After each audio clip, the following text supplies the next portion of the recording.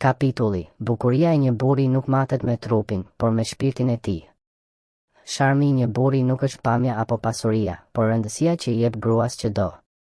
Në një botë që promovon aparencën, ku pasqyra ka më shumë vlerë se zemra dhe vlerësimi shpesh matet me numra, në llogari bankare, ndjekës në rrjetet sociale apo centimetra në muskuj, është e lehtë të humbasësh kuptimin e vërtet të një burri. Sepse burri i vërtet nuk është ai që bën zhurmë me lavdi të rreme, por ai që hesht dhe ndërton në prapasken. Ai nuk matet me fizikun, por me mënyrën se si ta mban dorën kur e ke më shumë nevojë. Me mënyrën se si të dëgjon kur bota të hesht. Me forcën e tij për të qenë i qëndrueshëm në një kohë ku gjithçka është e përkohshme. Një burr i vërtet nuk konkuron me ty, ai bashkëpunon. Nuk të sheh si dobësi, por si partneren e tij të barabartë. Ai nuk të kërkon vetëm kur ke buzëqeshje, por është aty edhe kur sytë të janë mbushur me lodh. Ai nuk zhduket në ditët e vështira, përkundrazi, bëhet më i pranishëm, më i qartë, më njeri.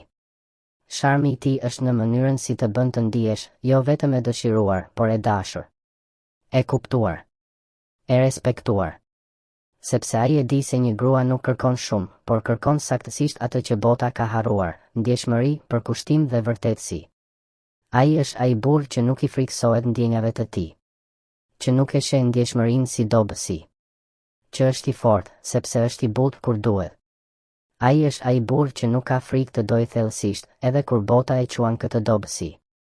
Sepse ai e di, vetëm burrat e vërtet din të duan me zemër, jo me egërsi. Ai nuk të do për atë që dukesh, por për atë që je. Ai e vlerëson mendjen tënde, shpirtin tënd, mënyrën si mendon, si reagon, si përjeton. Nuk të kërkon të jesh perfekte, sepse ai vetë nuk pretendon të jetë.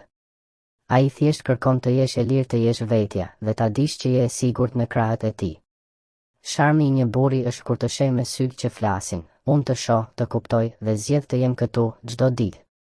Sepse kur një burr e vërtet të do, ai nuk të ngatëron me dikë tjetër. Ai nuk bën krahasime. Ai nuk ikën. Ai qëndron. Dhe kur një burr qëndron, edhe bota bëhet më e lehtë për tu përballuar. Sharmi i një burri nuk është pamja apo pasuria, por rëndësia që i jep gruas që do. Fund i kapitullit.